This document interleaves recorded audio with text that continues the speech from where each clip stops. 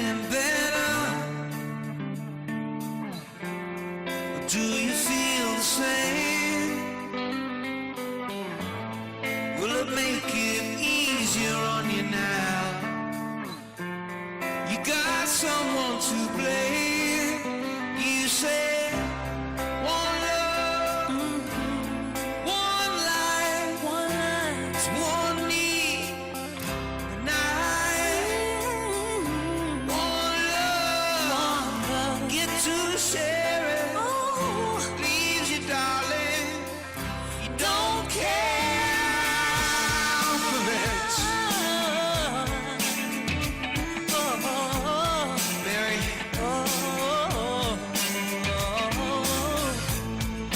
did I disappoint you or leave a bad taste in your mouth? You act like you never had love, and you want me to go without. Well, it's too late tonight to drag the past down into the light. We're one, but we're not the same. We get to carry each other, carry each other.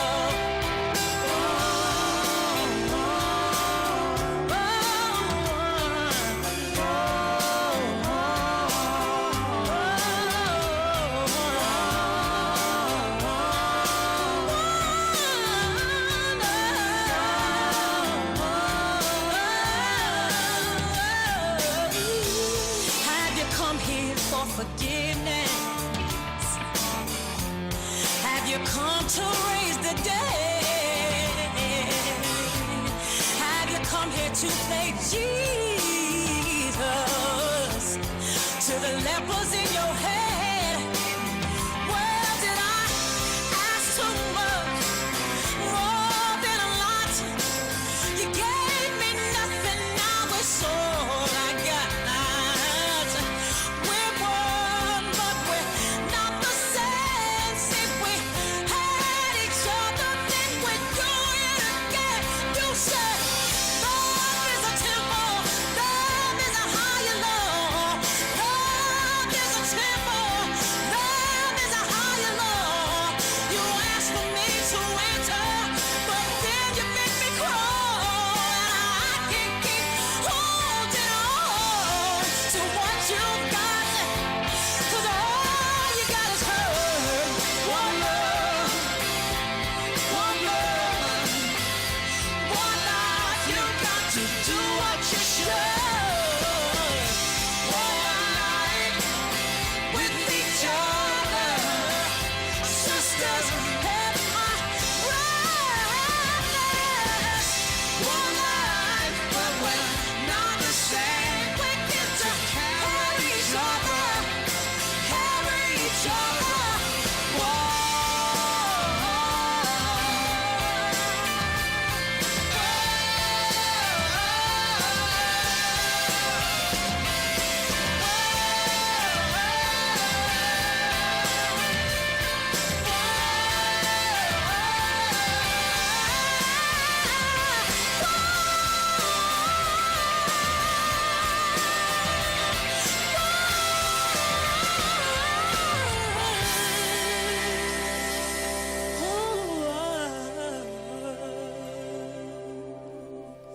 One love. It is Mary J. Blige and U2 teaming up for this one. One is the name of this particular song. And it's got an interesting story behind it that I've told a few times now on this show, in the history of this show. We're not going to recap it today, but it's a very interesting story about the circumstances surrounding the making of the song and the group dynamics that were happening at that time of the song coming about, and how ultimately really this collaboration kind of held U2 together in that moment. But it's well documented. So if you actually Google, one, Mary J. Blige and U2, then you're bound to come across a variety of articles that speak on the history that speak of the provenance of this particular track. And that is how we kick off the show this afternoon. I hope you're having a great day thus far. It's been a beautiful morning. It's been an easy, chilled morning on my end, and I hope the same can be said for you. Apparently, I'm told by my sort of panic-stricken colleagues in the building that Johannesburg is anticipating a mother of all storms come 2 o'clock. But here's what I was chuckling at, because they're all relaying this information to my team and I, as if we have the option of getting in our cars and leaving the show suspended so that we can rush home. We had to remind everybody in the building that, well, you know, we still won't be here until 3 o'clock, so we just have to weather the storm on the other side. But that is the warning that's going around, that if you can find yourself already in the confines of your home or someplace away from the roads after 2, then perhaps that would be most advisable for you to do so. And as far as the show goes, we are talking women's code of success, and how do women define success in 2025? Is it more of a financial independence thing? Is it more about the title that you hold, CEO, mother, chairperson, director? So we want to know, what is the definition of success? How do you define success in 2025? And this doesn't have to be a question that's exclusively just open to women, to say, you as a woman, how do you define success to yourself in 2025? But perhaps, gents, you can also chime in here and let us know from your perspective, what would you define, or how would you define as a successful female woman in 2025? Some of y'all might be traditionalist still and say, well, wife and mother. Some of y'all might be a little bit more liberal and say independent woman, self-sufficient, self-sustaining. We'd love to hear from you. So we're going to be in conversation with Masichaba Golo, who is an author of the Women's Codes Success Report around that. And then we bring you a little bit of stages, pages, screens, and more as well in this first hour of the show. Then we'll get into a conversation around cyber security. And South Africa apparently is ranked number 1 in Africa for ransomware and info stealer attacks. And this as per reports that came out showing data from the second half of 2024. I'll let you know what's coming up on the other side of 2 o'clock, but it's Thursday, so you know that it is a legal guide. And we're going to be touching on matters around neighborhoods, disgruntled neighbors, and sectional title Airbnbs. I'm sure that one's going to be interesting. Does your neighbor have an Airbnb, and how do you feel about it? 061-410-4107 is our WhatsApp line, and 086-000-2032 is the number that you can call us on. The Full Circle with Bridget Masinga, Monday to Friday, 1 to 3 p.m. So did you know that only 31.8% of females in South Africa were confident enough to represent senior and managerial roles, with 45% of other women reporting a lack of opportunities in the workplace, right? And despite the meaning of success being closely linked to financial stability, health, and education, there are still many women who find themselves far from these ideals versus their own standards. So we thought we'd catch up with Masichaba Golo, who is the author of the Women's Codes Success Report. How are you doing this afternoon, Masichaba? Good afternoon, Bridget. I'm very well. How are you? I'm great, thank you. Thank you very much for making the time. We appreciate it. Perhaps some context, around the Women's Codes Success Report. Okay, yeah, definitely. So I'm actually representing Momentum. So I'm the Insights Lead at Momentum Group, which works with Momentum Metropolitan. And core to the business really is trying to make sure that when we are offering services and products like advice in helping you achieve your financial dreams, that we are doing so from a point of sincerity and truly understanding what is it that women in this instance, but also other studies that we've done. But for this one, we wanted to really understand what is it that women define as success? What are the ways in which we can partner with and understand women and their needs, and the ways in which we can help them achieve their dreams, really. So we commissioned the study to get that answer. And we're really actually quite proud of what has come out, and it really has deepened our level of understanding and ways in which we can collaborate even with other business leaders on, truly successfully targeting women, speaking their language, and understanding what their needs and drivers are in terms of success and aspirations for their life. And when it comes to sort of that definition of success, I allude in the introduction to our conversation that despite the meaning of success being closely linked to financial stability in modern times, health and education, there are still very many women who find themselves far from these ideals versus their own standards. What does that speak to exactly? So what is one of the more interesting things, I think, when we define success, usually it has a very egotistical, sort of self-centered actualization element to it. But when it comes to women, we're clear that for them, their success is not just their own.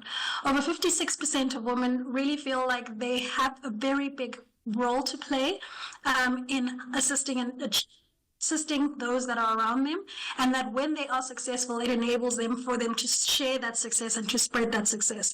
So that is an interesting kind of element to understand, that women are not working for themselves. They're determined, yes, to secure their own future, but more so for generations to come, and more so for the broader community collective.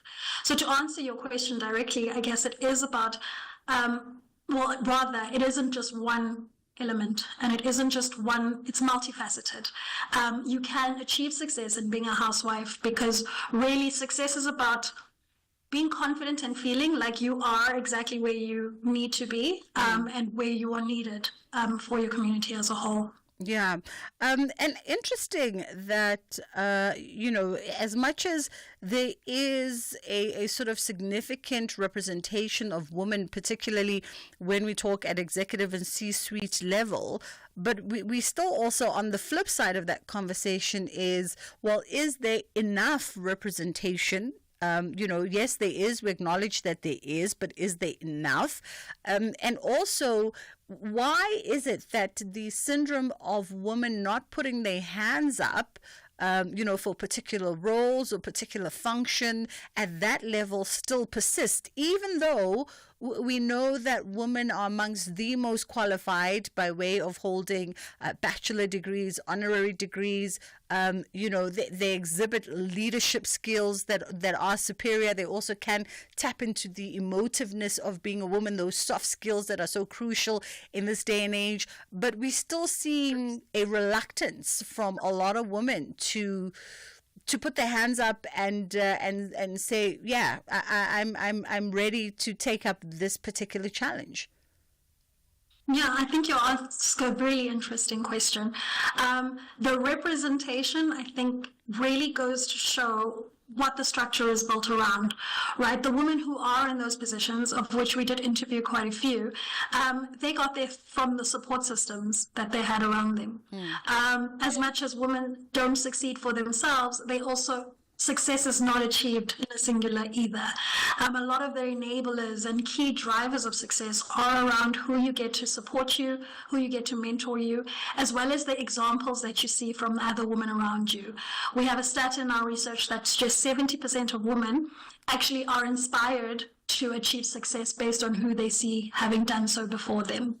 So when we about putting up your hand, you really need to think about what is the structure in which this woman needs to be putting up her hand, what is the representation or example of which they are aspiring to achieve, and who around them can act as a support structure, mentor, opportunity giver, in order for them to see themselves in that space. And talk to us as well about some of the other issues, right? When we talk around how does success look in the female form.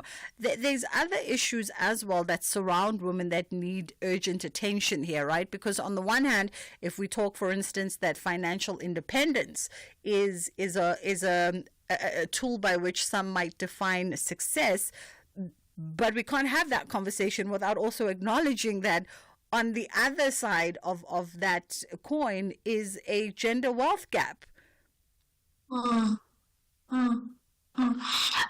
Yes, I think when we talk about barriers, the structural barriers that exist for women are many. But what we really were trying to understand about the study is in this current context, because a lot of studies that you will find about this topic or this conversation are globally led. There's a lot of reports of this nature that are being done in the US and the UK. And for us, it was really like, given the South African context and the specific South African contextual barriers that exist, how do women break through them? And the biggest of that was around financial independence, finding that stability when it comes to saving and becoming debt free, finding that opportunity or those educational opportunities for them to be able to pay it forward, for them to be able to create the wave that they want to create in the difference that they want to make. So we always talk, and it can be oversaid about Ubuntu being a really core value when it comes to South African people in general, but when it comes to women and that idea of the community around them and serving the community around them, even as they achieve their own personal success, is a really different aspect that has come out with this report and this research. And I think you can obviously understand why.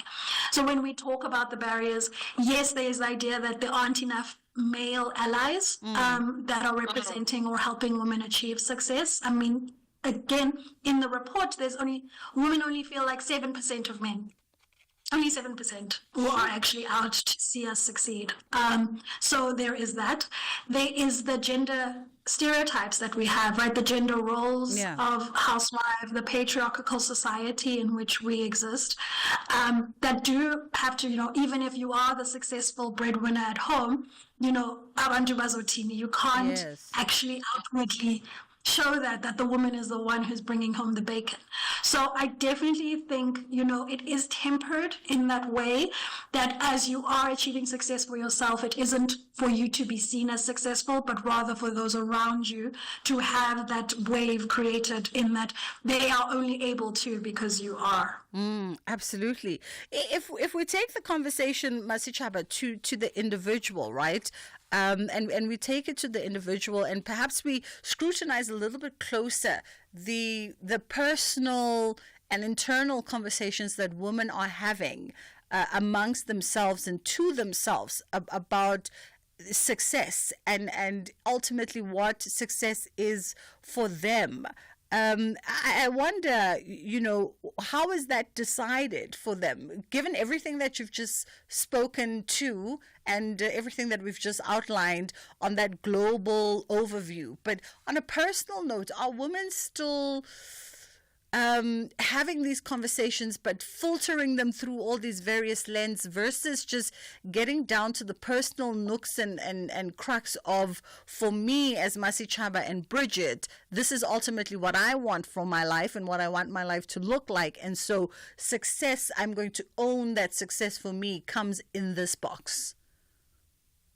Very true. I think if we do look at it, the world is evolving away from, I guess, influencer mentality and the way that sometimes social media or external factors, Hollywood factors, come into play in how success used to be defined. Very materialistic. I think we've come from a point where that has shifted. You'd look and be like, okay, success means having this type of car, living in this kind of address, having this kind of job. But when we look at it inwardly and we do speak at the individual level, we do see those elements of mental health coming in, like what is actually going to be my sanity, looking at what it is that I want to achieve that isn't necessarily materialistic, but more fulfilling in my purpose, in where I want to grow and where I want to go on a personal capacity. So it is, while you understand that the achievement of that success can influence all those around you, there is a definite shift towards a healthy way to get there. Mental health, well-being, balance, and even still fulfilling the role of female, I guess, in terms of being a mother and being a wife, or being a homemaker, rather, let me say, is that we do have, trad wives, traditional wives, growing in influence even on social media, that, it really doesn't mean you have to be a CEO to be defined as successful as a woman in this country. The conversation is open for your input on 061 410 4107. That is our WhatsApp line, or you can give us a call on 086 000 2032. And we're unpacking, what defines success in 2025 for South African women. Is it a case of financial independence? Is it a case of the titles and roles that we occupy, both in our professional settings and personal, whether you answer to CEO or you answer to MD, or perhaps you answer to homemaker, which, by the way, is a very important function of society and never to be shunned down. If you've decided to be a homemaker, it's a very, very important job, one of the most important jobs of all time. So we'd love to hear your perspective. 086 000 2032 is the number that you can call us on. Let's go to WhatsApp. Hi, Bridget. It's Lwazi here from Sandton. I just think the way that we should define success as women is that, first of all, we have to understand that it's no longer a one-size-fits-all definition.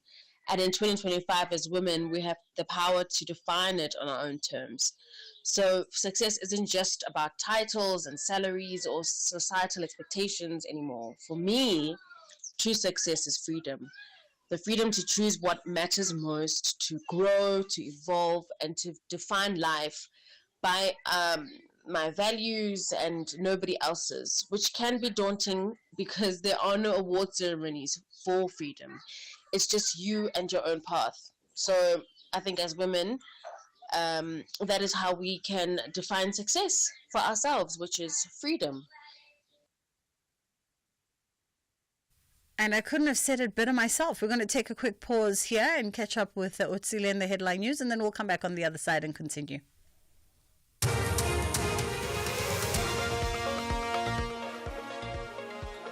Thanks, Bridget. Good afternoon. In the headlines at 1:30, City of Johannesburg manager Tshepo Makola is testifying about the role of the city when it comes to the abandoned and hijacked buildings at the Commission of Inquiry into the Usindiso building fire.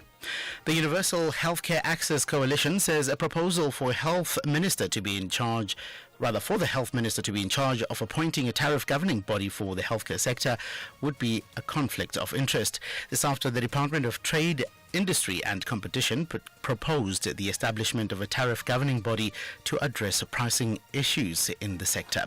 And the US government has given car makers a 1-month exemption from the 25% tariffs on imports from Mexico and Canada.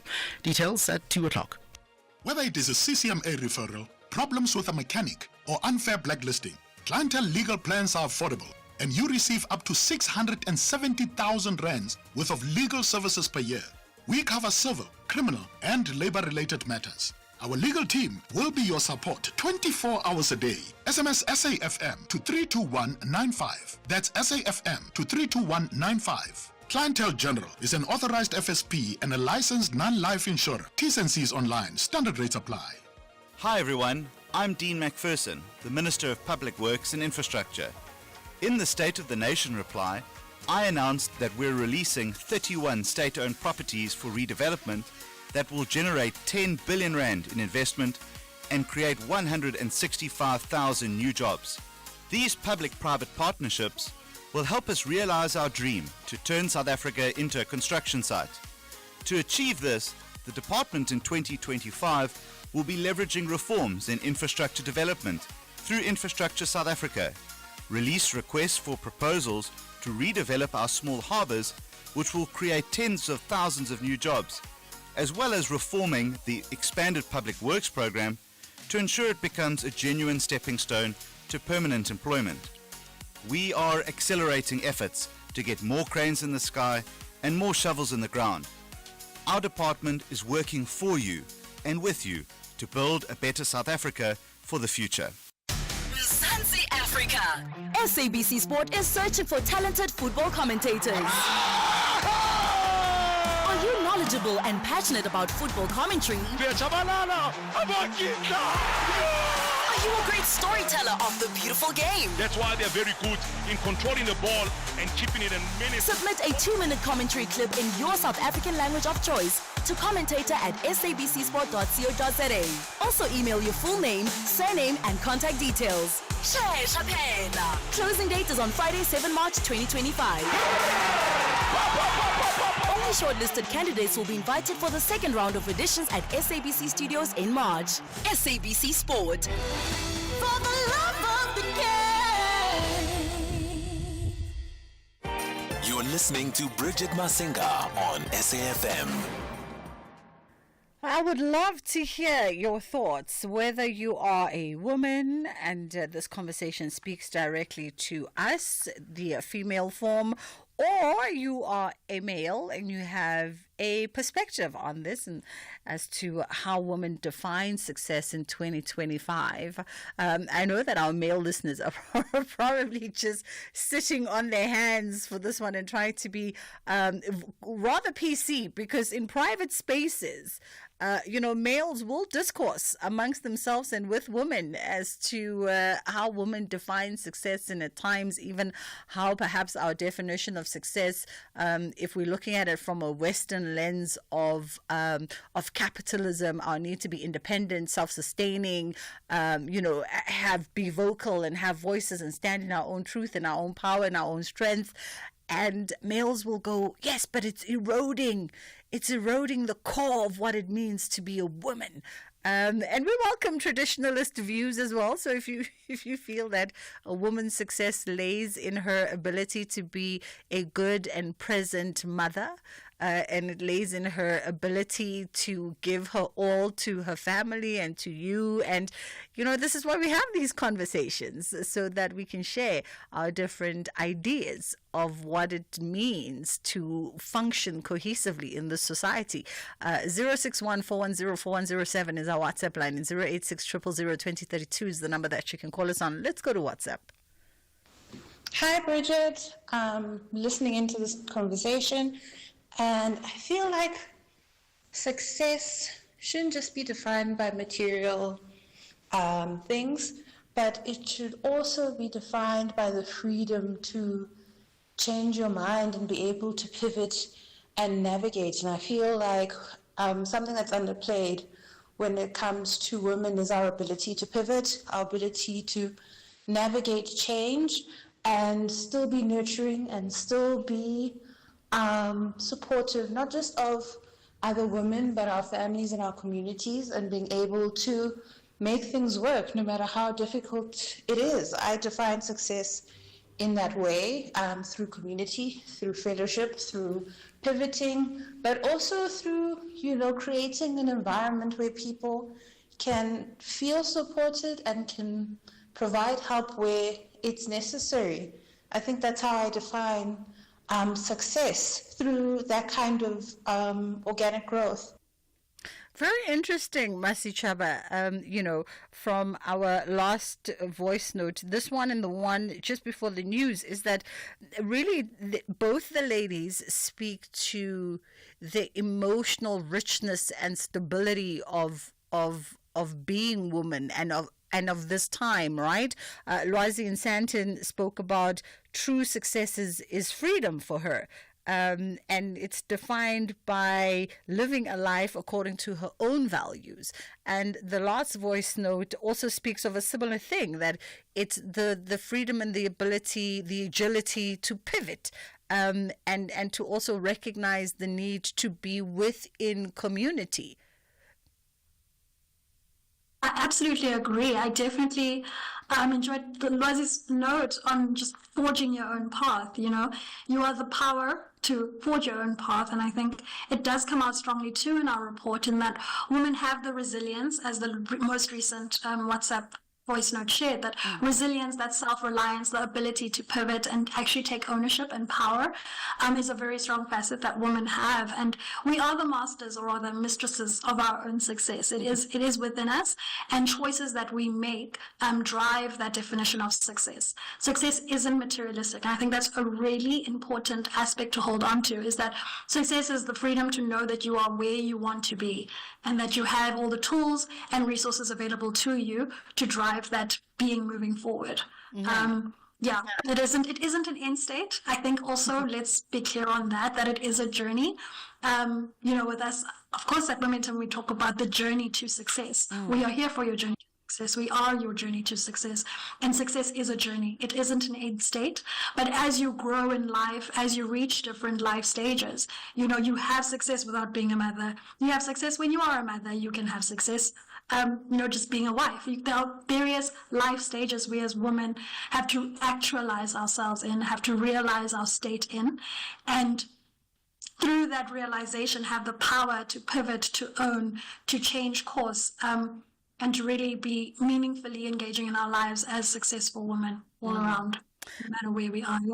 I think you've definitely given us a very wholesome conversation today, something that hopefully our female listeners that are, with us in community of conversation can go back to their respective corners and their respective social groups and further continue to explore what defines successful women in 2025. And I always say we should probably invite males into these conversations with us at some point because they are our co-collaborators and co-partners on this journey. Masichaba, thank you so much for the time. That was Masichaba Golo, who is the author of the Women's Code Success Report. It's 22, just a few shakes before 2 o'clock. We're going to take a quick pause and then we're going to come back. On the other side of 2, we're going to get into that conversation around disgruntled neighbors and sectional title Airbnbs. It's going to be a legal conversation if you want to be a part of that. But I'd also like to know, because the president is on his walkabout, and I saw him this morning addressing, I don't know who he was addressing because I found the sort of live broadcast already midway through, but he was addressing a room ahead of his walkabouts in Johannesburg over the next 2 days. I think it started today and he's going to run until tomorrow. And he was basically talking about cleaning house, right? Because we have visitors, because we have G20 visitors, and so we need to present our best selves and put our best foot forward. And he was talking about when he travels to other countries and other territories for business purposes, their very best is always on display. I chuckle a little bit because I thought to myself that, okay, so all these years we talk about our streets that are riddled with potholes, our street corners that are occupied by loiterers, our neighborhoods that are soiled with litter and overgrown, unkept pavings, our buildings that are dilapidated in the inner city. We talk about just the filth, the stench, the danger of it all. And it just takes the G20 for suddenly we must clean house and present our best selves and make sure that Johannesburg in particular is a world-class city. I'd love to know what you think about this. I really would love to know. I guess whatever gets the potholes filled at this point in time and whatever gets the lights working and whatever gets the pavements cleaned and whatever gets the sewage moving. But I'm just like, so do we really have to wait for visitors? And also, does he really need to walk about? Doesn't he live in Johannesburg and drive around with his escorts and everybody every day? And he's got common friends and family members like you and I that tell him about all of our grievances. Doesn't he see all of this? I would love to know. Anyway, give us a shout on WhatsApp. Are you looking for the best spectacle and sunglass deal? At Specsavers, get a free pair of branded prescription sunglasses up to 3,200 Rand. Affordable eye care, Specsavers. T's and C's apply. It was all good just a week ago. Life was smooth. I was paying almost nothing for electricity tokens. All that changed when I was given a big fine for buying illegal electricity tokens from illegal vendors and my neighbor for tampering with his meter. Now, I might go to jail when all I had to do was register for free basic electricity at my local municipality since I'm unemployed. Ungathatha ama chance. Buy electricity legally. Report illegal electricity token sales in your area and meter tampering to Eskom on 0800 11 27 22. The price of milk may be going up, but with Outsurance, you could be saving on your car insurance premiums. Like Irfan, who saves 411 Rand a month on his 2012 Ford Figo 1.4. For a while, I've been looking for ways to save money, and within 10 minutes, I was signed up with him. I'm saving 411 Rand a month. Outsurance helping me save money. Switch and save today. SMS out to 30754. That's out to 30754. With Outsurance, when you look at it, it sounds too good to be true, but it's good. It's true. Have you heard about the legendary Out bonus? After 3 consecutive years of not claiming, you'll get 10% of your paid premiums back in cash. Isn't it time you got something out of your insurance? SMS out to 30754. That's out to 30754. With Outsurance, you always get something out. A licensed insurer and FSP. T's and C's online. Dr. Malava, you are a genius, man. Dr. Malava speaking. How can I soothe your heart today? Hey, Doc. My Bezo says I'm not romantic enough, and with Valentine's Day coming up, I want to brush up on my romantic talk. Ah, Uncle Mo, I've got you covered. Or better yet, I'll have you improve on your game and have you all set. Oh, Doc, what are you saying now? Grab a tennis racket, a bottle of water, and some fresh green fluffy tennis balls, Malume. Tennis racket, tennis balls. How is that supposed to help? In the arena, Serena Williams will have you saying 15 love, 30 love, 40 love. It's love everywhere, Malume. Catch in the arena. Serena Williams, Sundays at 7 p.m. Starts 9 February, only on S3.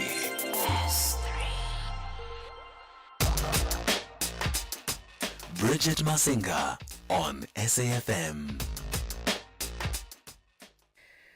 All right. Lit Culture Books, in association with the Writers Lab, is excited to announce the launch of a gathering of stories. And this is a provocative new collection of narratives that explore a variety of different themes.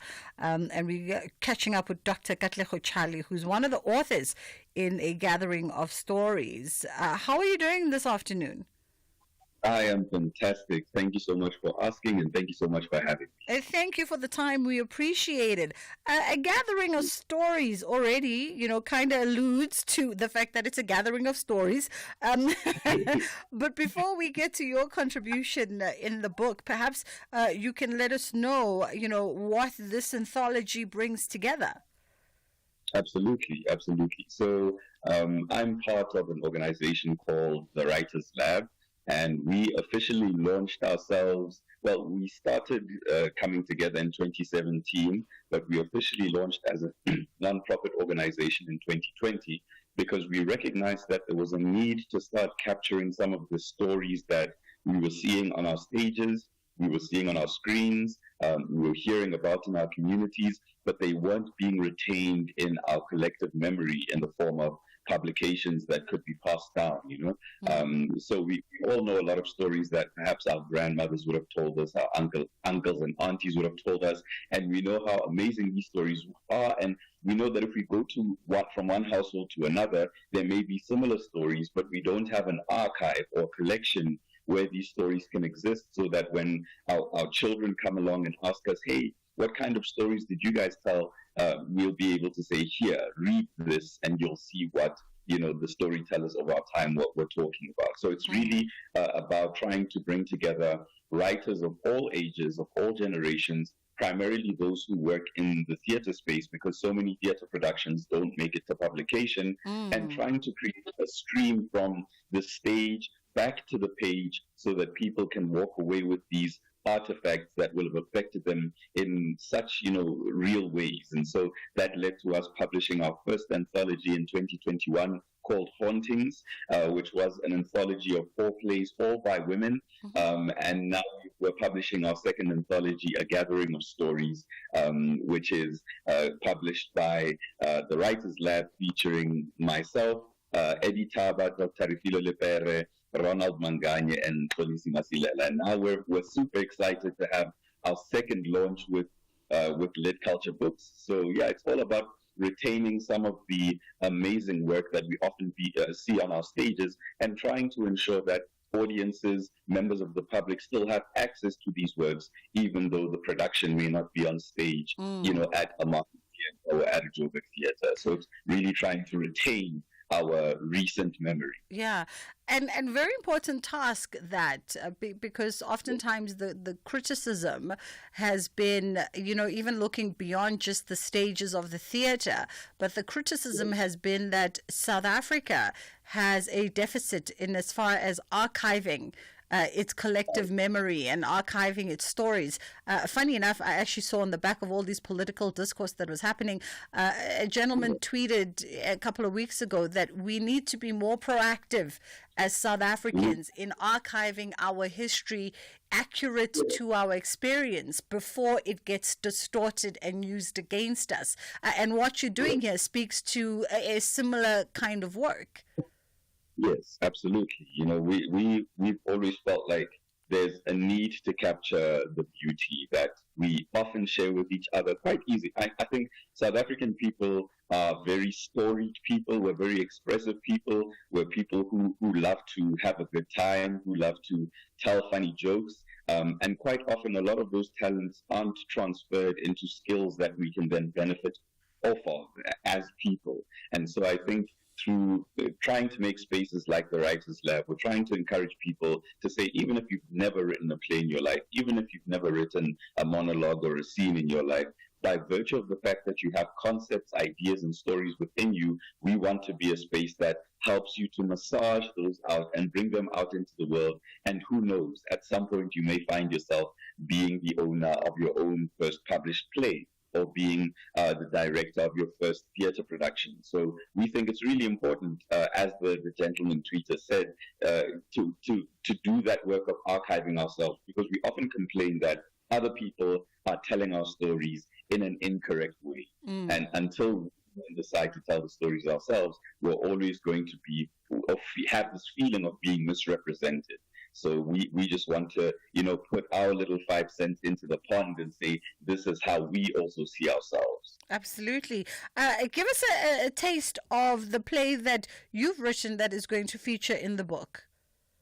Yeah, so I've written a play called Jelly, and it's ironic that I'm speaking about our stories, but my play is set in 12th century Mali.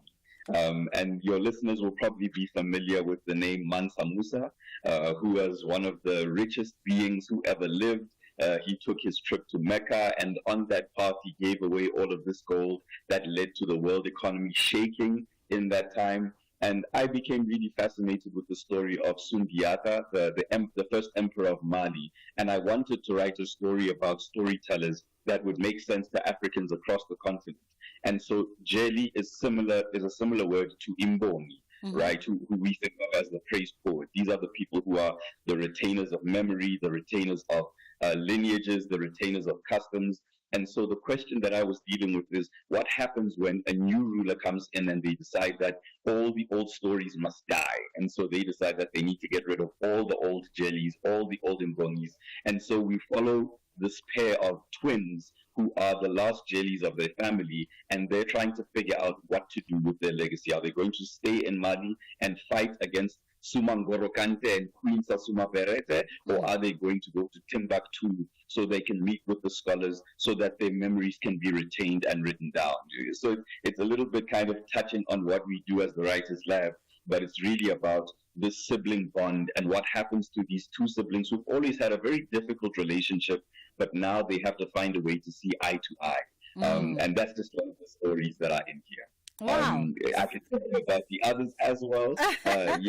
If we have time, to go into it. We have completely run out of time, Dr. Kateko, but you've enticed us enough with Jelly, and I think it sounds like a riveting story, and you've enticed us enough that I think a lot of our listeners who are in Johannesburg and within the vicinity might want to come through on March the 12th, which is when the live event is happening. That's next week, March the 12th at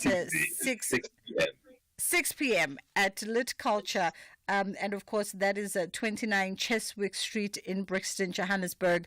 Lit Culture is where you want to go, and we spoke to one of the co-founders of Lit Culture last week, and it's a very, very interesting space indeed. So no doubt, I have no doubt as to why they've chosen to host the launch of a gathering of stories. That was Dr. Katlego Chale, who is the author of one of the plays, Jelly, that is in this anthology, A Gathering of Stories. Bafana are taking on Lesotho at the new Peter Mokaba Stadium on the 21st of March 2025 at 6 p.m. for the FIFA World Cup 2026 qualifier. Come early, dressed to commemorate Human Rights Day and support Bafana for a chance to win prizes from our host, Limpopo Government and Polokwane Municipality. Gates open at 3 p.m. and tickets start from 70 Rand for adults with special rates available at 40 Rand for children under 12 at all Ticket Pro outlets. If you can't make it to Polokwane, catch the game live on SABC2 at 6 p.m. or visit sabcsport.com. For more details, visit safa.net and Bafana on X and TikTok. The pressure is mounting in the second half of the league. Both SC Freiburg and RB Leipzig refuse to bow. They want to triumph to protect their top half positions. This is the Bundesliga. Football as it's meant to be. Experience the German way of the beautiful game. Sporting Club Freiburg versus RB Leipzig on Saturday, 8 March at 7:30 p.m. Live on SABC Sport on DTT Channel 4. Also available at your fingertips on SABC Plus and SABCsport.com. Proudly brought to you by SABC Sport. For the love of the game. Whether it is a CCMA referral, problems with a mechanic, or unfair blacklisting, Clientele legal plans are affordable, and you receive up to 670,000 rands worth of legal services per year. We cover civil, criminal, and labor-related matters. Our legal team will be your support 24 hours a day. SMS SAFM to 32195. That's SAFM to 32195. Clientele General is an authorized FSP and a licensed non-life insurer. T's and C's online. Standard rates apply. This is a story of Vodacom's impact. Having the psychosocial support team has benefited us a lot. You're now able to refer to a specialist. We can accredit that to Vodacom. This is why we do it. We've deployed psychosocial professionals specializing in GBV and bullying across 30 schools of excellence and ECD centers, helping over 30,000 learners. That's why we're the #1 CSI contributor for 8 years running. See more at now.vodacom.coza. Further together, Vodacom. You're listening to Bridget Masinga on SAFM.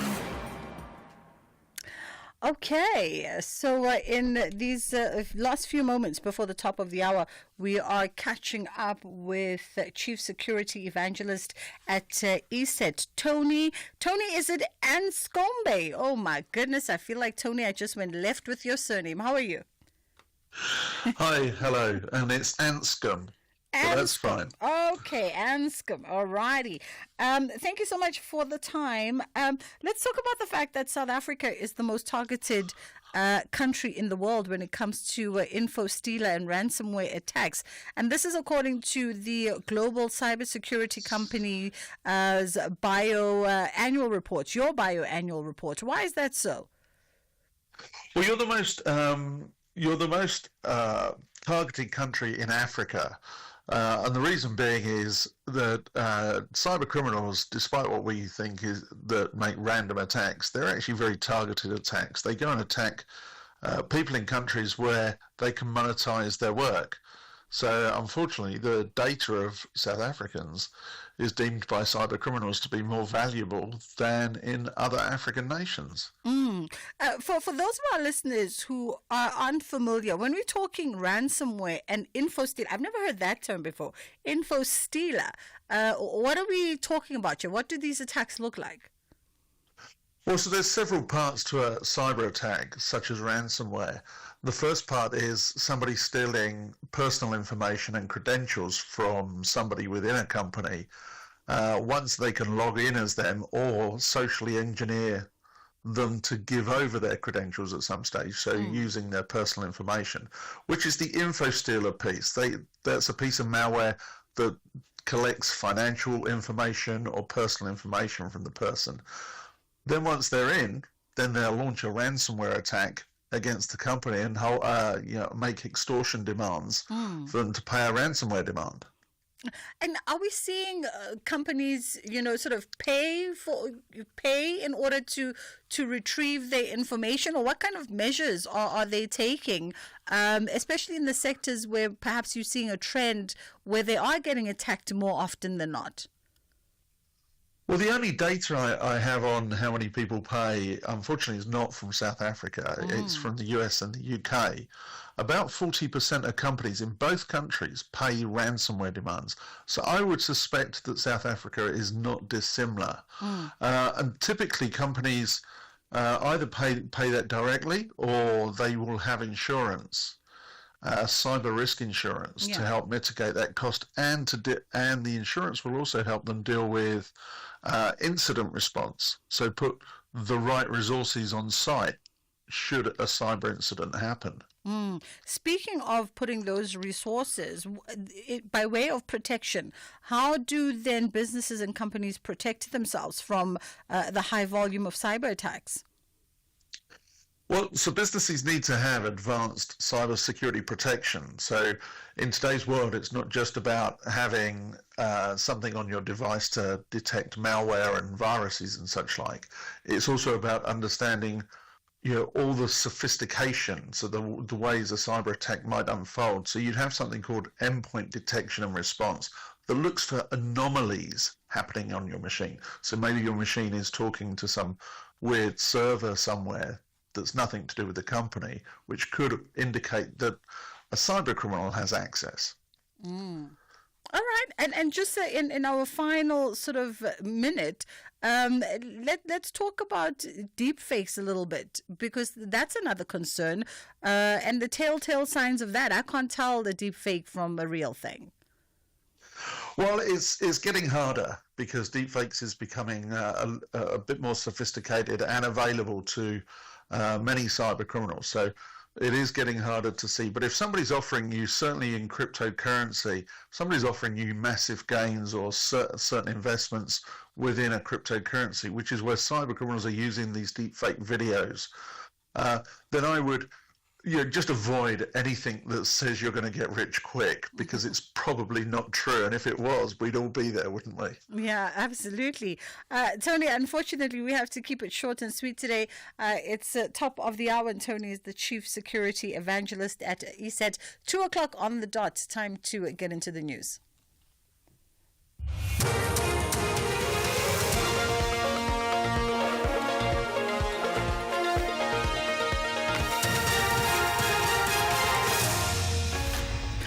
Thanks, Bridget. Top stories at 2 o'clock. Usindiso building fire inquiry continues, and US gives 1 month tariff exemption to car makers. Good afternoon.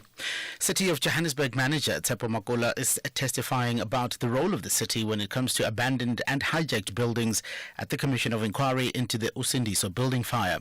The inquiry, also known as the Khampepe Commission, is underway in Midrand and is looking into the Johannesburg CBD fire that claimed the lives of 76 residents in 2023. Pearl Magubani reports. The commission was established by Premier Panyaza Lesufi following the deadly Usindiso building fire, which claimed the lives of 76 people, leaving others displaced. Makula is testifying on the city's role in interventions and addressing challenges, which include dilapidated and hijacked buildings in the Johannesburg CBD. The Universal Healthcare Access Coalition says a proposal for the Health Minister to be in charge of appointing a tariff governing body for the healthcare sector would be a conflict of interest. This after the Department of Trade, Industry and Competition proposed the establishment of a tariff governing body to address the pricing issues in the sector. The coalition says there's also no clear criteria for participation in the multinational negotiating forum, which could allow for arbitrary inclusion and exclusion. UHAC Steering Committee member Alex van den Heever explains. Negotiating forum theoretically is a body which includes all the actors who would be negotiating on tariffs, which means it's provider groups, it's medical schemes, it's medical scheme administrators, it's association. But basically it says that the Minister of Health appoints, basically decides who's in the forum. It doesn't have any criteria, it just says the negotiating forum is a decision of the minister. So that means that the Minister of Health can distort the structure of the negotiating forum in any which way that a minister is influenced. The state has opposed the Palm Ridge mother's bid for freedom, arguing that there was no imminent threat on her life when she killed her partner during a struggle in 2018. The Palm Ridge Magistrates Court continues to hear the mother's leave to appeal bid against her murder conviction and subsequent 10-year sentence. State Prosecutor Donald Shirenda submitted that the applicant had multiple opportunities to leave, seemingly implying that the incident was avoidable. The condition of the state is that she was not under attack and there was no imminent danger to her which she had to use any force to ward off any attack. First instance that there was no imminent attack on her life. State Prosecutor Greg Volmarans has described Empire Investment Cars as a money laundering entity used by alleged underworld figure Nafiz Modak. The company has once again come under the spotlight in the Cape Town High Court today, where Modak is testifying.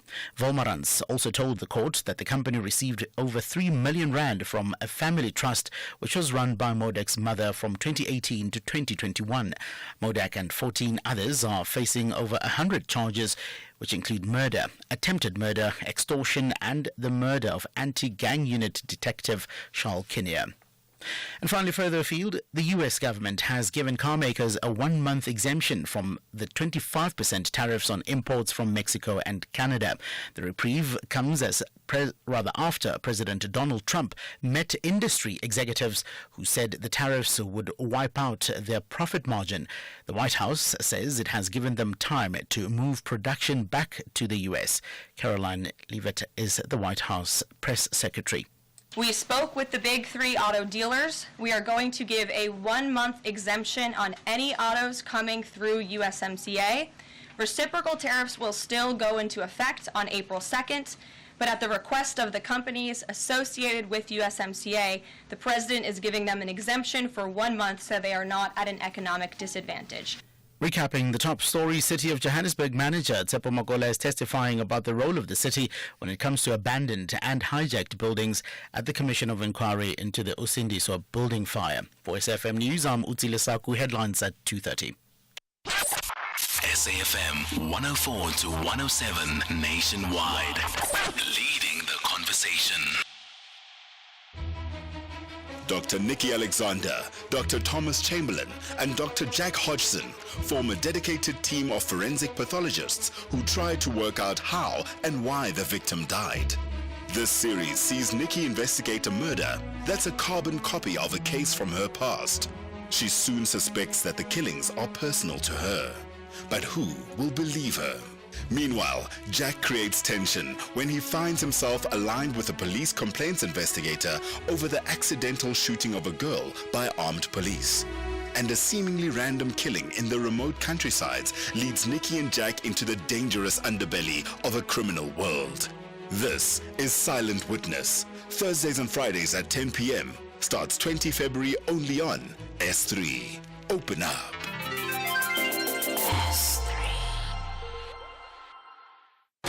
Seagulls want to play their hearts out to secure maximum points on home soil.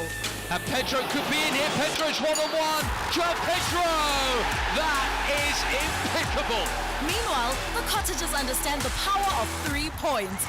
They want a comfortable top half position. Back in, Ralph. Yes! It's been coming. What a piece, and we deserve that, Fulham.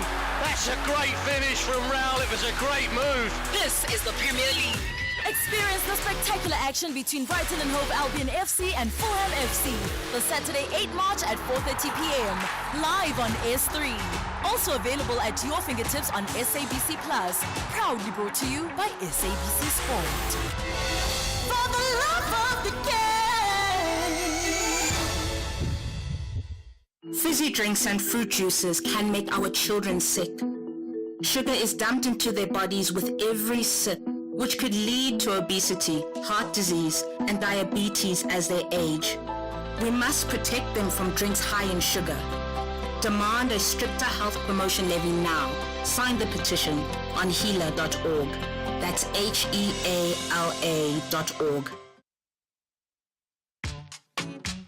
The Full Circle with Bridget Masinga, Monday to Friday, 1 to 3 p.m.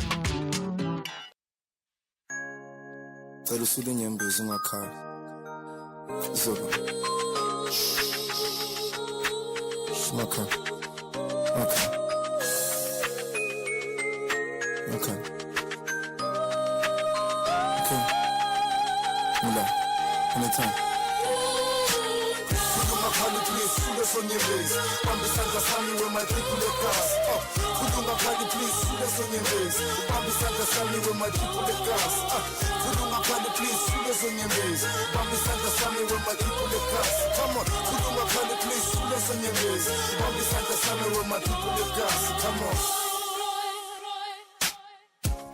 Kwaphinde bawumatrasi nakamachimbosi entu mamumfelokazi wakhala wakhabakaba waphalazikazi khinci bo machimbosekazi bamchitha amapopcorn agcwala istrat sodibana bokhuluva lapho ntonsa amajasi izihlobo zelamani nabo lobufakazi kuleli ndoda emadodeni umfana kithi siyamazi khuluma phali please sule sonyembezi bambisandla sami with my people egazi khuluma phali please sule sonyembezi bambisandla sami with my people egazi Kulunga Pali, please, shoot on your base.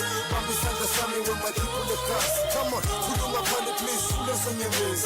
Bambisandla Sami with my people the gas. Come on, Stressy, Bilisi, Nokavini, Kwenza Bokuluva, Banugelwe Igazi. Look, I had the Josh Ruting Blome Machishin. Forget this life, Fumele Guteng Bali Mali, but I couldn't. In Tabayami Selekasi, it breaks my heart, in Bonolove Makoneni. Ushoko Nuguti Misebenza Tolagari, Kumanzi Mikamelo, Habo Mama Renyembesi. So fuck this life, futa kuhlale mikhukhwini. Young black and gifted, sgcwele maseleni.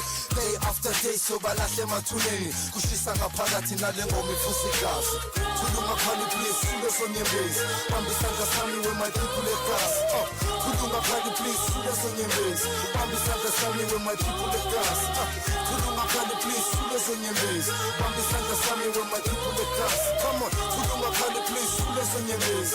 Bambisandla sami with my people egazi. Come on.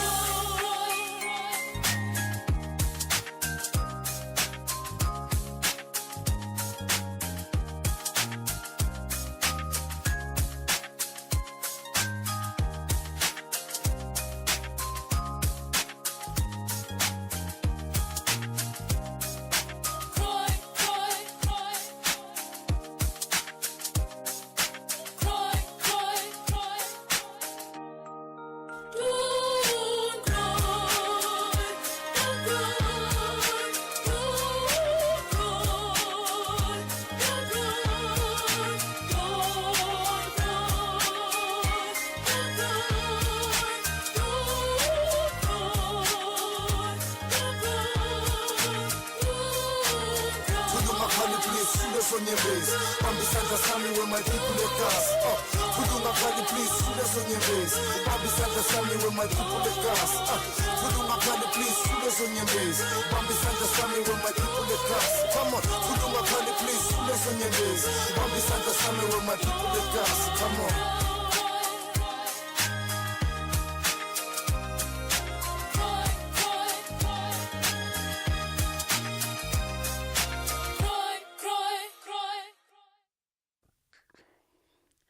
Zola coming through featuring Tembisile with Don't Cry on the vocals there. And this one, put the disclaimer out to say this one is my tech engineer who felt that we needed to do the tribute to Tembisile. She passed away, unfortunately, a few days ago.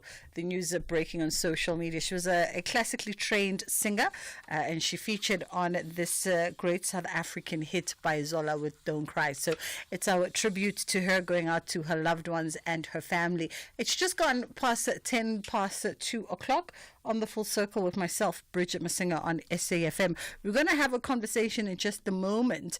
And it's Thursday. So, on Thursday after 2, we have a legal focus. And we're going to have a conversation around disgruntled neighbors and sectional title Airbnbs and some of the rules and regulations that are at play here. Let's just take a quick minute and then we'll come back on the other side. Conversations that you connect with and react to. SAFM. We are chatting to Grant Smee, who's the CEO of Only Realty Property Group. And we are talking around, what are the implications of Airbnbs, I guess, within our communities, especially when it's a sectional title, Airbnbs. And we know that short-term letting and Airbnbs are obviously on the up and up in the country, but it doesn't sit well with many homeowners, as well as tenants to some degree. People are voicing their concerns with these short-term letting properties, especially in complexes and estates and apartment blocks. It can present a bit of an issue there. How are you doing this afternoon, Grant? I'm great. Thank you very much. Great indeed. Where do we even begin with this conversation? Because I can most certainly understand why there could be a problem that arises with Airbnbs, but I can also understand why, and given the economic climate in South Africa, why people would perhaps want to rent out their properties in the short-term market. Yeah, so, the first thing is like you say, the economic benefits of renting your property out in the short-term market are massive, and the opportunity is huge, and it's just growing, not only in coastal towns, but across the country. So that's the first part, and that's why everyone's jumping on it. But by nature of something being quite a fad, I guess, at the moment, it's also relatively unstructured and unregulated to a degree, and I think that's really where the problem presents itself, is that there's not very clear rules or management structures around managing Airbnbs in sectional type complexes just yet. It's still a new sort of space for everybody. When you talk about it being unstructured and unregulated, right, specifically in the context of complexes and estates, some folks might go, yes, I understand that when you buy into an estate and a complex, you ultimately also sign up for the constitution of that complex or said estate, but then you'll get those who strongly say, but what happens in my property should be my business, especially if, for instance, I'm not breaking any of the constitutional laws by way of noise and parking and infringing on my neighbors. Exactly, and I think because Airbnb is so new, a lot of the body corporates haven't taken Airbnb into account or short-term letting, and now they're trying to retrospectively react to this new sort of way of renting. And I think the problem is the reaction sometimes is just a knee-jerk versus properly considering what rules can be put in place to effectively manage Airbnb, because the implication of taking Airbnb out of a complex, for example, is actually an impact on property value and options, which then does impact everybody. So it's a real balancing act between the self-regulation of your complex and the owners who are actually making use of Airbnb to make themselves money, and the values of the properties in those complexes. Yeah. Let's explore maybe, what are the implications for HOAs as they try to retrospectively regulate around this. What should they be considering? That is realistic, that takes into account the broader community of the complex and the estate, but also that doesn't necessarily infringe on the homeowner's rights to, have the freedom of say with their own house. So I think what each body corporate and HOA needs to consider is the current use of the properties in those complexes or HOAs for, and what they be used for. So if a large majority or portion of those being used for Airbnb, they're going to find it very, very difficult to, for example, stop Airbnb and short-term letting in the property. They can maybe implement certain rules in terms of access control and verification and documentation, but it's going to be very difficult to almost go backwards. And there's a case law actually in Pretoria where a body corporate tried to change the rule and take Airbnb or short-term letting entirely out of or away as an option. They were taken to court and actually lost in court because it was shown that the people invested in those complexes because they were able to do Airbnb. So that's the first thing to consider. But the second thing to consider really is the rules you implement need to be fair and reasonable for all owners. And Airbnb owners or short-term letting property owners are also owners and also members of those body corporates and HOAs. So it needs to be really fair and balanced. and then those rules need to go to the community scheme ombud for approval. So there's a few layers to this that need to be considered. And I think what needs to happen now going forward is that new developments need to put very clear rules in place in terms of how short-term letting is managed. But retrospectively, trustees in particular who make these decisions need to be very, very cautious on how they go through the process of implementing rules that will potentially retrospectively apply to Airbnb owners. Because I can understand that there probably would be some legit complaints, right, that arise from community, especially if you are in a community and there's like a high traffic volume of Airbnb guests who ultimately also bring their own guests, and there's elements that you might not be able to control, or elements of a nuisance that might arise. And what is the recourse there, especially if there isn't any set regulation in your estate or your complex, but there is some cause for concern? What becomes the recourse for owners and residents? So if the short-term tenants are making use of the property and are breaking the rules that are in place at the moment, so parking rules, noise rules, use of communal space rules, anything that's already implemented, the body corporate can, at the first instance, fine and then take the owner to CSOS for a hearing. So that's the first sort of step, and really only sort of options they have in terms of people utilising the property. And I think it's important that body corporates do maybe put rules in place that sufficiently manage that sort of process around noise in particular. The big issue in South Africa is obviously security. So people using Airbnb to gain access to complexes, and that's something that body corporates need to consider quite carefully, but as do the owners of those short-term Airbnbs, because the minute it's seen that a complex is, for example, unsafe or unsecure because of this, that again impacts property values and the desirability of those complexes. So, at its core, body corporates and HAs, their responsibility is the financial well-being of those complexes, and part of that is the increasing of the property values there, which this could severely impact. I mean, I wouldn't, as we have this conversation, I'm thinking about a mate of mine who's got some Airbnb real estate in Cape Town at a very posh, plush new building. And I recall engaging the building the first time, and in the back of my mind I thought, oh, okay, this was probably one of those developments that was built with the predominant thought that it would be a short-term lease building. But there are actually owners, residents who live there. And I wondered, how do they deal with all of the high volume traffic? The security measures are there, the sort of the rules around noise and everything else are there, but just that high volume traffic up and down, I was just like, I wouldn't be able to do it. I wouldn't be able to buy and be a resident in a building that is predominantly Airbnb. But I mean, if you remember that if you realize that building was built predominantly for Airbnb, and then you bought into it, that's what you bought into. And let's speak a little bit to the apart hotel sort of investments that have been going on. The Capital Group, as an example, have built a very successful business model on apart hotels, where you have some apartments and partial hotel in the building, and you've got the same impact and the same effect. I think it's just where it's ill-conceived a little bit is where it's smaller complexes in particular, where it impacts long-term residents, where it's predominantly been for a long time owner residents only, and now maybe a new owner or existing owners move on and they make use of that property to try and maximize returns, and that's where the sort of issue often comes.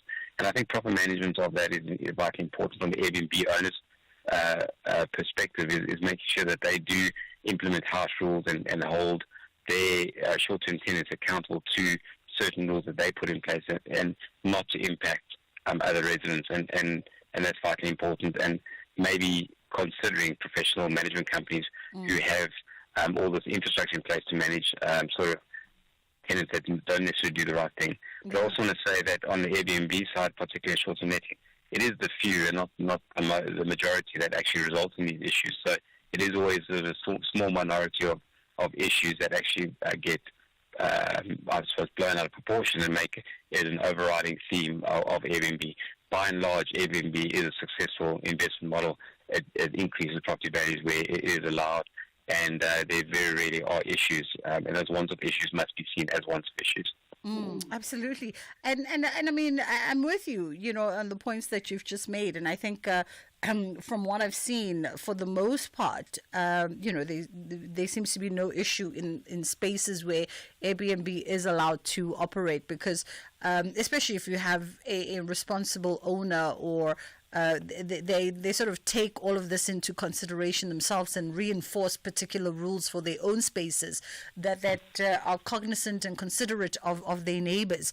I want to take a quick break here, Grant, and then we'll come back and continue our conversation on the other side, because I also want to ask you about the fact that under the Sectional Title Management Act, property owners are actually obligated to inform body corporates when they're about to lease out their units. So we'll come back and we'll explore that talking point. S3 and Lorna Maseko are adding flavor to your Wednesday evenings. Lorna invites you on a journey of discovering new ways of transforming South African pantry staples into delectable and budget-friendly meals. From reimagining traditional South African dishes to infusing global inspirations, Lorna's inventive recipes and seasoned cooking tips inspire creativity and will empower viewers to navigate the kitchen with savvy resourcefulness. Tune into Lorna's Pantry, Wednesdays at 6 p.m. only on S3. Open up.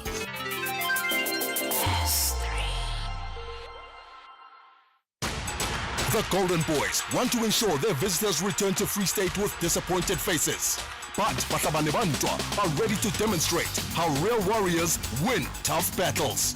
This is the Nedbank Cup quarterfinal. Catch Durban City FC and Maruma Gallants FC this Sunday, 9 March at 2:30 p.m. live on SABC1 and at 3 p.m. on SABC radio stations. Also available on SABC Plus. Proudly brought to you by SABC Sport.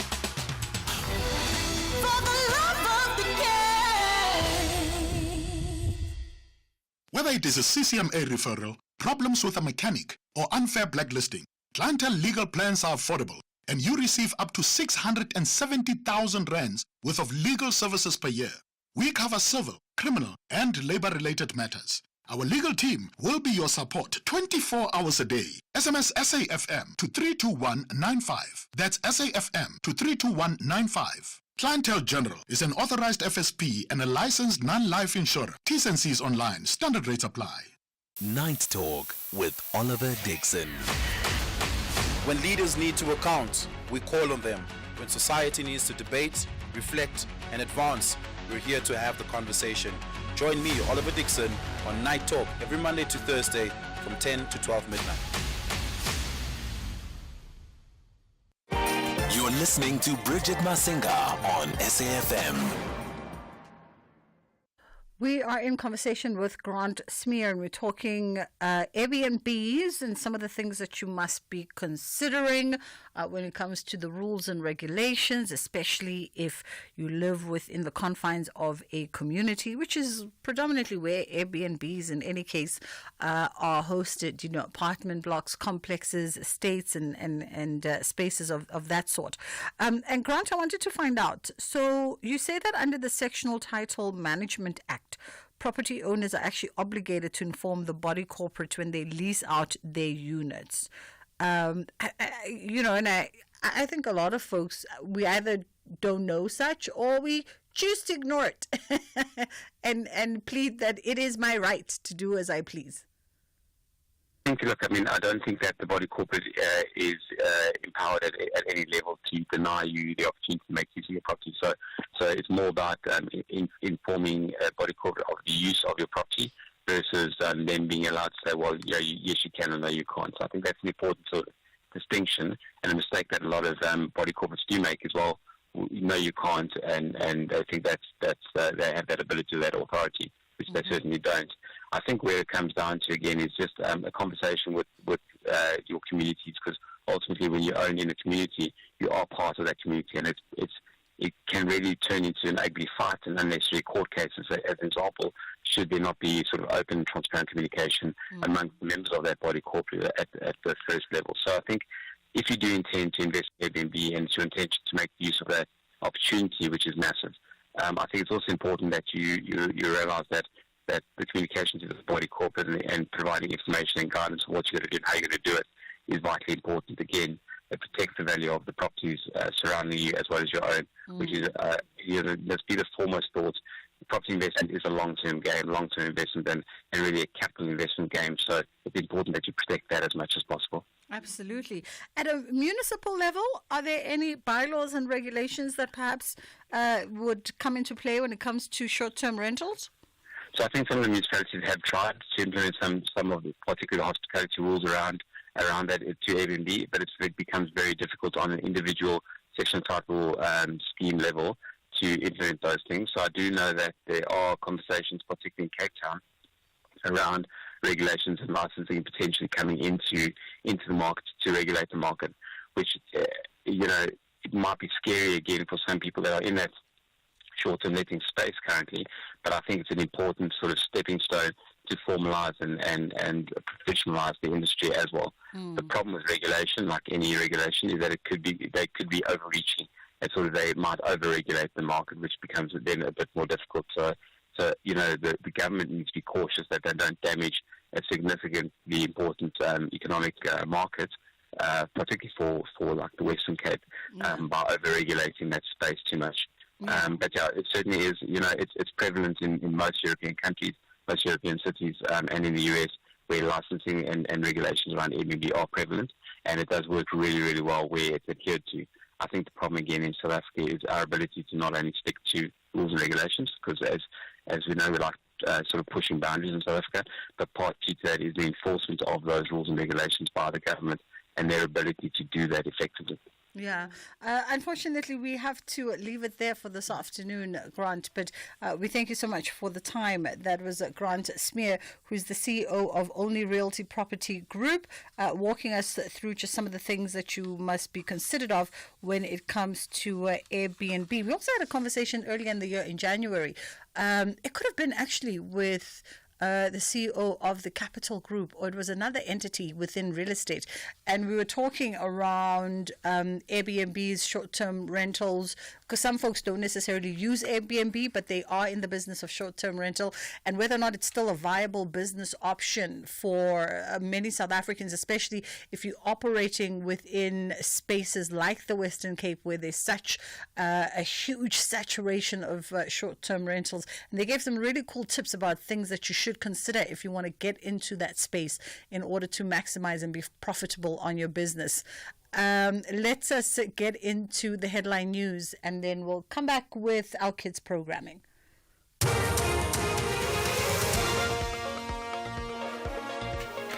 Thanks, Bridget. In the headlines at 2:30, President Cyril Ramaphosa has deplored the state of Gauteng and its municipalities, instructing its leaders to fix the province ahead of the G20 summit. He was speaking during his interaction with the provincial leadership at the Johannesburg Council Chambers in Bloemfontein earlier today. City of Johannesburg manager Tsepo Makola is testifying about the role of the city when it comes to abandoned and hijacked buildings at the Commission of Inquiry into the Usindiso building fire.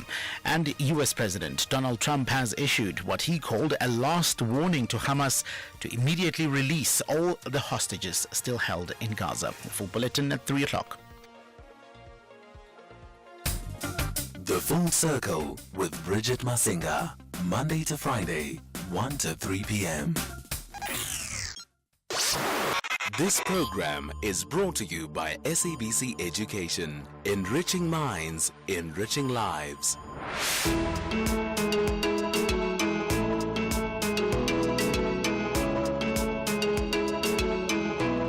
Side by Side. Good afternoon and welcome to Side by Side, brought to you by the National Department of Health, Ilifa la Bantwana, and the SABC Education. Today we're tackling an important topic: HIV and how it affects you, your child, and your family. There are so many myths and misunderstandings about HIV. And just yesterday, you heard from our drama episode how flashes shared false information. And this is why it is so important to talk about the facts so that we can protect our loved ones and support those who are affected. To help us understand HIV better and its impact on our families, we are joined by Dr. Babela, a pediatrician from Gauteng Department of Health. She'll share expert knowledge, bust common myths, and guide us on how we can play a role in creating a supportive and informed community. Thank you, Dr. Babela, for being with us today. Our discussion will focus on HIV and its impact on you, your child, and your family. It's important to recognize that nearly every South African has been affected by HIV and AIDS in some capacity, whether through a family member or a friend who's living with the virus, or experiencing the loss of a loved one, or even facing the challenges of being infected ourselves. Is HIV still a disease we need to worry about? Thank you for welcoming me to this session. And good day to the listeners. We know that at some point in our history, people were extremely afraid of contracting HIV virus. And there were a number of myths and beliefs regarding how the disease could be passed on from person to person. HIV prevalent in South Africa is around 12.6%. with 7.8 million people living with HIV. This is a decrease from 2017 when the HIV prevalence rate was 14%. But on proper treatment, HIV positive people can remain healthy and live normal and happy lives for longer. There is still no cure for HIV/AIDS. Therefore, we do not want to see the number of infected people in our country rise anymore. Making sure we behave in appropriate ways allows each and every person to ensure that they do not contract the HIV virus. Are there any preparations or actions that expectant mothers should take before or during their pregnancy? If a woman suspects that she may be pregnant, she should visit the clinic, hospital, or a doctor as soon as possible to determine whether she is in fact pregnant. The health professional will perform tests, which will include an HIV test. If she tests positive, the mother will be entered into the Vertical Transmission Prevention Program, which was previously known as a PMTCT program. During pregnancy, the mother will need to visit the clinic at least 8 times or more. It is vital that mothers receive good antenatal care treatment for any sexually transmitted infections, and micronutrient supplements like iron and folate are provided during her pregnancy. Pregnant women need to practice safe sex during pregnancy and breastfeeding, as unprotected sex can increase an already infected woman's HIV viral load and make it more likely for the virus to be passed on to the growing fetus. What steps can parents with HIV take to prevent passing the virus to their children? Parents living with HIV can take several important steps to prevent transmitting the virus to their babies. The first step is antiretroviral therapy. Pregnant women living with HIV should take their antiretroviral therapy during pregnancy, labor, and breastfeeding. This treatment significantly reduces the risk of a vertical transmission of HIV from mother to her newborn baby. Second step is safe delivery practices. Following medical advice for safe delivery practices can help reduce transmission risk during childbirth. And infant prophylaxis, newborns of HIV positive mothers should receive antiretroviral medication for the first few weeks of life to further reduce the risk of HIV transmission at the health facility. Breastfeeding is encouraged for its many benefits. HIV positive mothers should follow medical guidelines on breastfeeding and AR tube to minimize the risk of transmission through breast milk. Regular monitoring of viral load during pregnancy is essential to ensure the effectiveness of ART and early detection of any issues. And what support is available for families affected by HIV? Families affected by HIV have access to various forms of support, including comprehensive healthcare services, which include access to ARTs, regular medical checkups, and treatment for any HIV-related conditions. Counseling and support groups are also there to offer emotional and psychological support, nutritional support at the public health facilities, education and awareness programs, and the social support services through child support grant and other grants if they are eligible. And it's important for families to seek out these resources and build a strong support network to manage the impact of HIV effectively. What if a baby or a child is HIV positive? What treatment is available for the baby or the child? If your baby is HIV positive, the health professionals will put your baby on antiretroviral treatment. You can and should only give your baby prescribed medication from your health facility. It is also very important that you give your child this medication as directed and at the specified times. The specification of the amount of medication to give your child will change as they grow, but you must remember never to miss a dose and to always have a supply of the medication available. Thank you for joining us today, Dr. Bapela. In closing, understanding your HIV status can significantly influence how you choose to feed your baby. How does being aware of your HIV status impact how you feed your baby? Knowing your HIV status, whether you are positive or not, will allow you to seek counseling regarding feeding options for your baby before birth. So the department is offering a counseling at antenatal visit on feeding choices in the contents of HIV.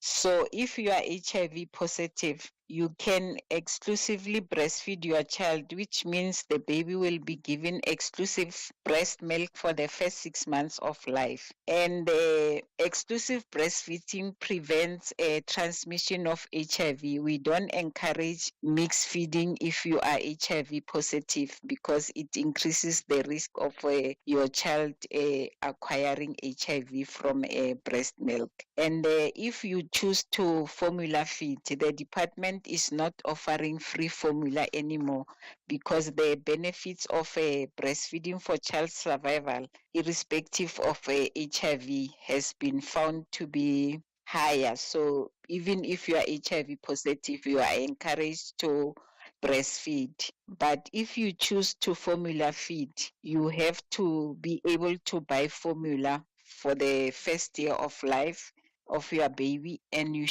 must be able to sterilize the bottles. You must have free running water.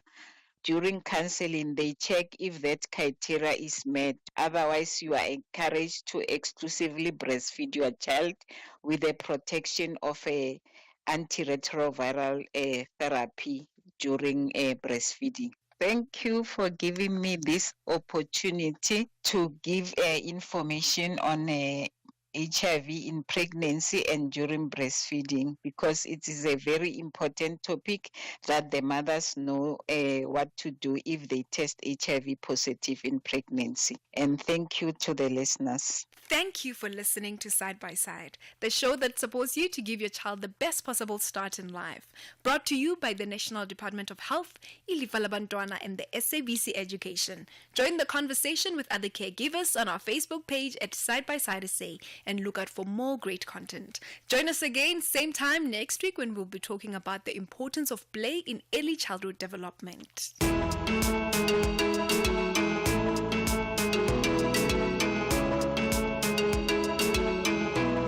Side by Side. This program was brought to you by SABC Education. Enriching minds, enriching lives. The Seagulls want to play their hearts out to secure maximum points on home soil. And Pedro could be in here. Pedro's one-on-one. João Pedro! That is impeccable. Meanwhile, the Cottagers understand the power of 3 points. They want a comfortable top half position. Back in, Ralph. Yes! It's been coming! What a piece, and we deserve that, Fulham. That's a great finish from Raul. It was a great move. This is the Premier League. Experience the spectacular action between Brighton and Hove Albion FC and Fulham FC. The Saturday 8 March at 4:30 p.m. Live on S3. Also available at your fingertips on SABC Plus. Proudly brought to you by SABC Sport. For the love of the game.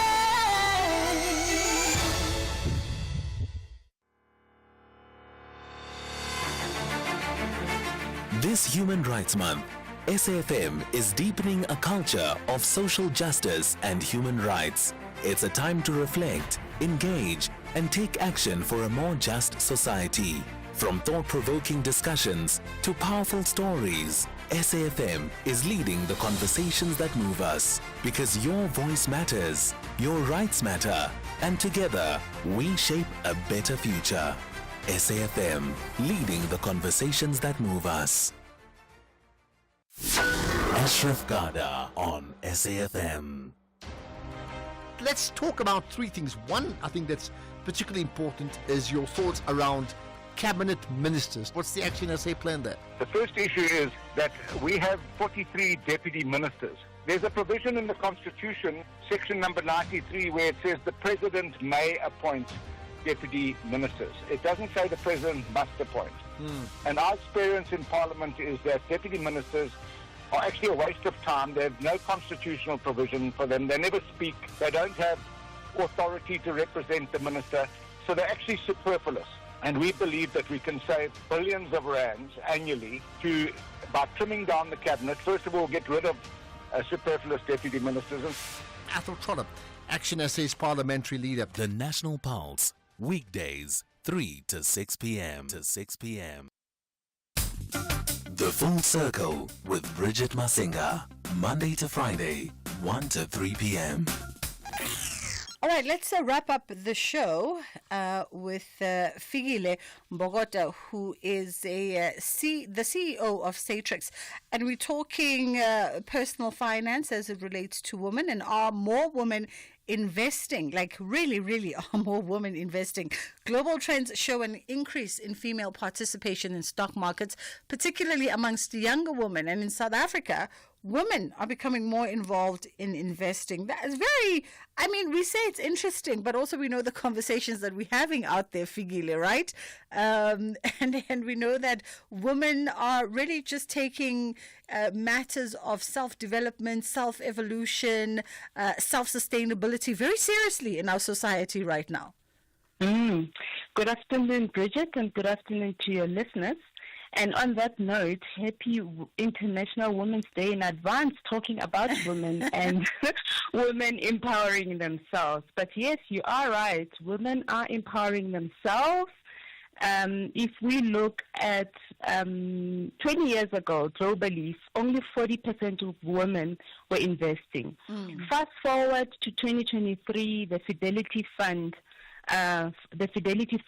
that globally 60% of surveyed women were investing in stocks. And as you've mentioned, that it's now younger women, it's the Gen Zs, it's the millennials who are taking matters into their own hands. And if you bring it home and you look at South Africa on our Satrix Now platform, where you can invest for as little as R1 or 10 Rand, if you want, that number also has increased from 37% in 2016 to 46% in 2024. So quite positive news, but I think there's a caveat to that, in that there's also a question of how much women can invest compared to men, because there is still some gender parity issues that exist. Yeah. Absolutely. And I think definitely we're going to straddle that conversation because that forms part and parcel of my asking, what are the challenges that persist, though? Even though we're seeing these lovely trends that are moving in the right direction, there are still some persistent challenges, including what you've just said. Yeah, so it's mainly the financial gender gap. And so if you look at the global UN data, it shows that women's labor force participation sits at 50%, and while men's is at 80%. And also, if you look, women are still earning 80% of what men earn. And the gap is even wider if you bring it to markets such as South Africa. And I guess it's that issue of motherhood penalty. So that means, the wage gap really potentially widens with each child a woman has. And so we must continue to push forward for parity in terms of labor force inclusion for fair pay as well. There are various reports, including one that says that over 1 billion women worldwide still don't have access to finance at all. Yeah. And if you bring it home and you look at our Cetrix Now platform, in addition to many women who remain unbanked, so our platform really shows it in that if you look at our provincial breakdown, the largest representation is Gauteng at 45% of female who on Cetrix Now, female registrants, and followed by the Western Cape at 18%, KwaZulu-Natal at 13%, Northwest Province at just 4%, the Free State at 3%, and guess what? Northern Province at only just 1%. Oh, wow. Sure. And I mean, that kind of data speaks a lot around, just the economic circumstances of all these regions, but also sort of the makeup, the demographic of women amongst themselves in the various regions. Very interesting indeed. I'd also be quite intrigued to sort of know, because you shared a stat here that said only 44% of all withdrawals last year were made by women. And I wonder, what does that speak to? Does that speak to women, I don't know, being a bit more conscious about long-term goals, perhaps, and long-term strategy? Yes, it does. It certainly speaks to women's commitment to growing their wealth. So that basically means that, like, if you have debit orders, so if both males and females have debit orders, only 44% of in terms of women withdrew their money, and that means that the rest, so 66% of the withdrawals were by males. So you do see that as much as women are starting to invest, they are committed and they are withdrawing less, and they're able to postpone, any immediate need to withdraw with the intention to commit to investing in the long term, which is fantastic. Absolutely, it really is. And by way of the demographics, if we're talking about older women, are we seeing a different trend perhaps by the boomers that are now sort of nearing retirement age, or the Gen Xers that are now nearing retirement age? Do they have a different set of function and rule when it comes to money and investing? Well, what's interesting is that if you look at our data, the retirees, women accounted for 58% of all the retired investors. So, and that average age of retired women investors was at around 70 years.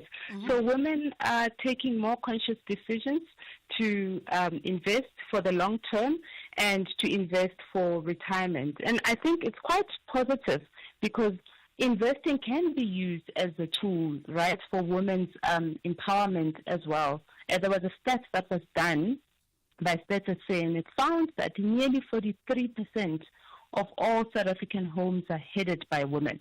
So women are very key, in terms of heading households. And imagine if we helped all these women, the women, to become investors, so to change from being a saver, for example, to being an investor. And I know there's a saying that goes, if you educate a woman to invest, you can change the nation's history for generations to come. Because a woman is a mom, and a woman is able to, as a mom, teach investing habits to their young ones as well. And that helps from a generational impact perspective.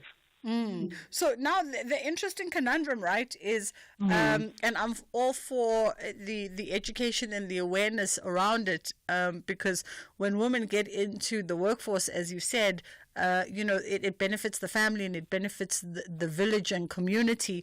But if we also have such a substantial amount of women that remain unbanked, how do we then begin to even have a conversation around investing, right? Because first we've got to bridge that gap around financial awareness at its most basic level, and get you to engage the system before we even get you to trust in how the system works.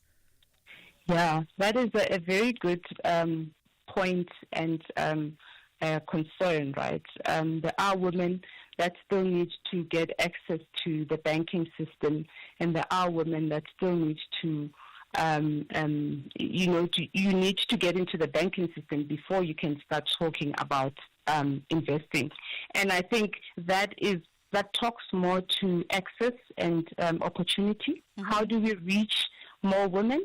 Well, it's through financial education, which is very key, right? I think we need to close the gap on financial education, because that's important. And tools like the media, in terms of my discussion with you now, which is a fantastic show, you're able to reach women from a radio perspective, print, website. I think now a lot of people have got access to cell phones, so you can go to www.cetrixnow.co.za, listening to podcasts. I think that's also very important as well. There is a shift. We are seeing some fundamental demographic shifts in the country. There was a report by 80/20 that said that close to 500,000 more women with tertiary degrees than men in South Africa. So there are improvements, but I think I do take on your point in terms of the number of unbanked women. Yeah. Are there specific products as well that you have either at Satrix or within the industry? I know, for instance, even banking institutions now are trying to think along the lines of banking tailor-made for women, taking into account just the various needs and stages of a woman and how a woman's life evolves and changes at any particular time. No, Bridget, that's a very good question. Yes, there are specific products. We call them our access range. So when you get into www.cetrixnow.co.za, if you're unsure of which product to invest in, we've got the money market product. So that is a low return product as well. So if you want to be able to, the volatility is quite low as well. So if you want your 100 rands to be available in the next 2 months, you can invest in that product. We've got the SA Top 40, which invests in the top 40 stocks in South Africa. And that is slightly more volatile, as you know. But over the long term, the return profile is much better than the money market. We've got the MSCI World, which invests in stocks around the world.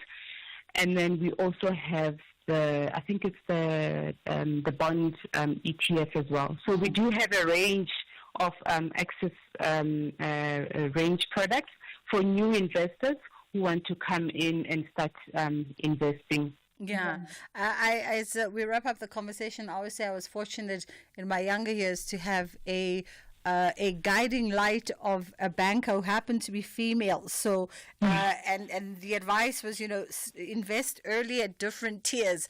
So I always, in the back of my mind, when people who work in the financial sectors talk about money markets, you guys always sound almost apologetic to say, it's less volatile with very little by way of interest. And I go, but it's a good place to keep your money so that you when you need that instant cash, but you need 30 days to cool off. Yes. So it's a good transitional account. So you put your money there, let it do its thing, and then you can shift it to something more long term. But if something happens in life in 30 days and and you need quick access, it's a good place where you can tap into some of your nest egg. Absolutely. I agree, Bridget. And you know, with the money market, actually with our Cetrix one, you don't even need 30 days to access it. You can just, when, you know, if you get a burst tire and you have to get a new tire or any other short-term problems, you can just submit your withdrawal request and then it will be processed. Let's not tell them that, Figile. Yes, let's not. Because then, you know, if I need a new pair of shoes, I might submit a request. Priorities. We need to prioritize here. Absolutely. Figile, thank you so much for the chat this afternoon. That was Figile Mbogota, who is the CEO of Cetrix. You know, it's good to think in the back of your mind that your money can only be accessed within 30 days, because then it keeps you responsible and accountable. You know what I mean?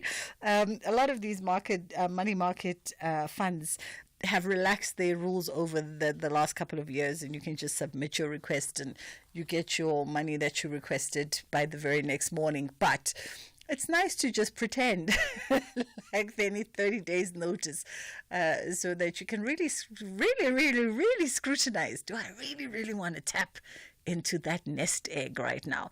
So yes, that is us wrapping up the show this afternoon. I hope you've gotten a wealth of information from all of our guests today. If there's anything that you need to double back on, you can always go to the show's podcast on safm.co.za is where you will find us, not just for this show, but for any other show that you might have missed as well. I am out of here. Hopefully I'll be able to dodge the rain, but it doesn't look like it's going in my direction. It hasn't started, in fact, this side of the city. And hopefully it doesn't cause too much destruction in its path. We'll see you tomorrow. Inshallah, God willing, we do it again. The Golden Boys want to ensure their visitors return to Free State with disappointed faces. But Batabane Bantwa are ready to demonstrate how real warriors win tough battles. This is the Nedbank Cup quarterfinal. Catch Durban City FC and Marumo Gallants FC this Sunday, 9 March at 2:30 p.m. live on SABC 1 and at 3 p.m. on SABC radio stations. Also available on SABC Plus. Proudly brought to you by SABC Sport. For the love of the